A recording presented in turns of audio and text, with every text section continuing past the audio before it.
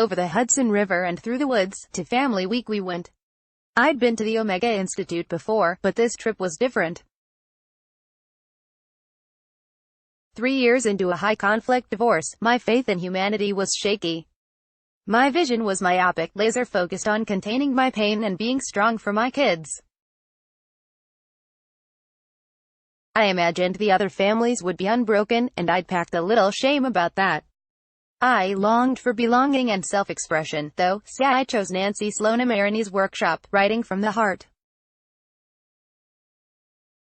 I knew I was in the right place when she said writers were alchemists who turned sh*key into gold. That loving environment loosened the layers of silence I'd wrapped around my wounds, and I wrote my heart out. I found some fresh, shaky bravery, and kind eyes and ears to receive it. Pure gold. 2 years later, I returned to family week as a prodigal divorced mom needing a vacation. Anxiety and fatigue were daily companions. I juggled 2 jobs, 2 kids, and PTSD from the divorce. Omega has womb-like associations for me. I'd been pregnant on several prior visits. Was a little rebirth for myself too much to ask?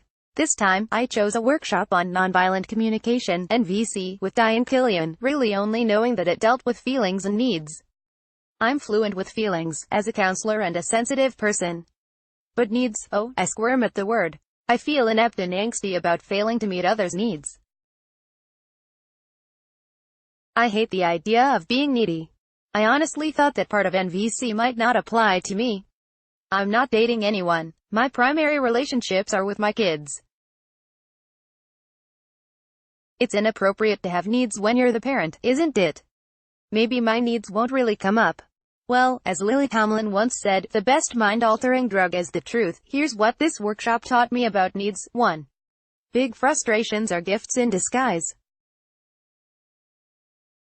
I am being open the shell of long-held assumptions about scarcity, believing I can't meet everyone's needs, say it's either you or me, and it's usually you. I never voiced those implicit beliefs out loud. I just thought they were true and went without saying.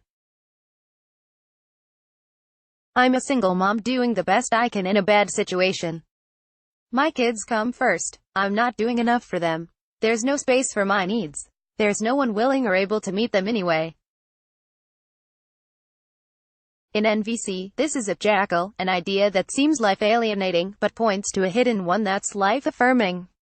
No, it's not possible to meet everyone's needs all the time, but here's the pearl: it is possible to hold everyone's needs with care, including my own.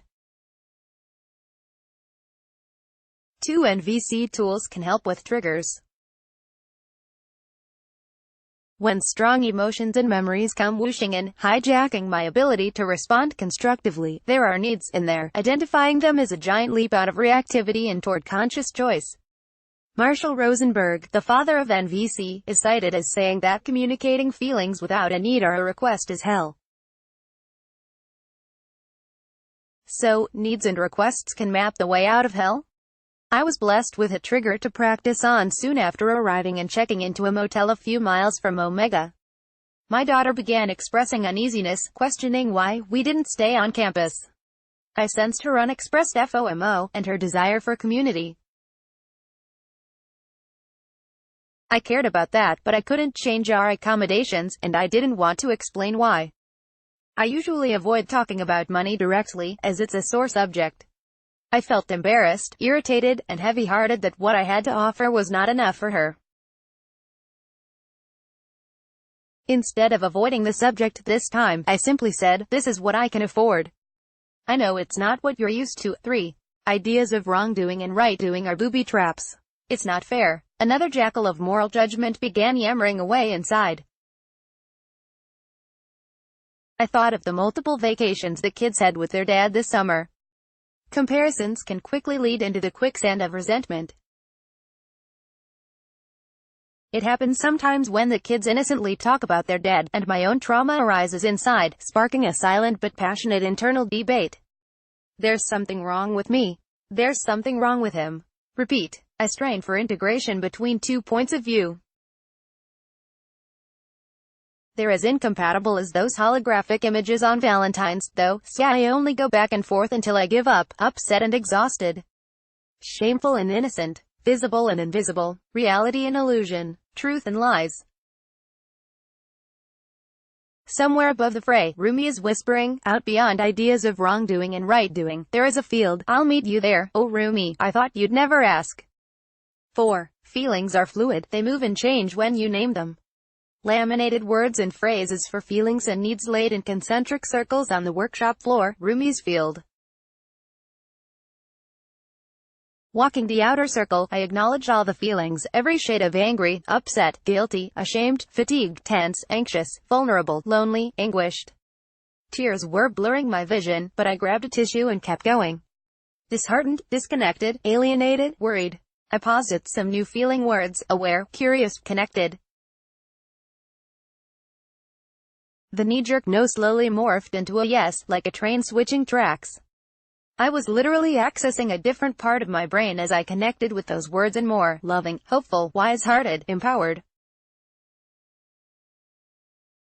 5. Acknowledging needs is an act of self-love. That inner circle of needs seemed both foreign and vaguely familiar. I set aside my resistance, my pretense of not needing, and began checking inwardly for my connection with each word. It felt perfectly natural, but magical, acknowledging I had needs at all.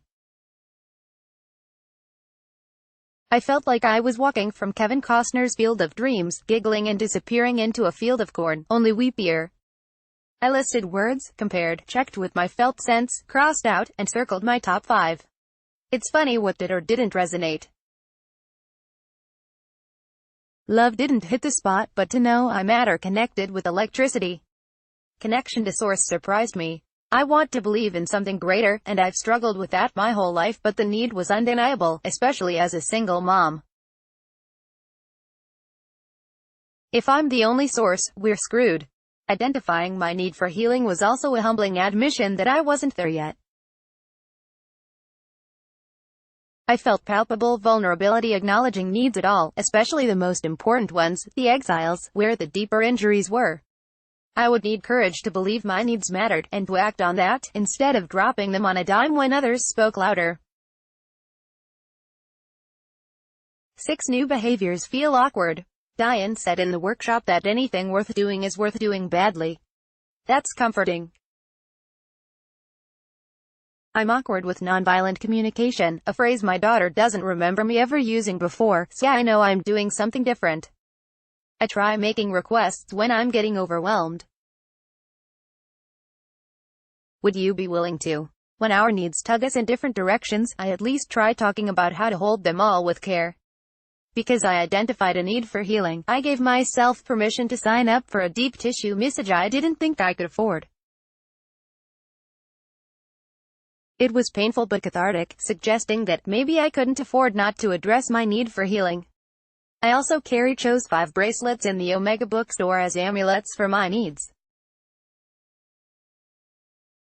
When my kids grew impatient waiting for me to make up my mind, I took a deep breath and asked for patience instead of abandoning the task. I wear those bracelets every day to remind myself to hold my needs with care.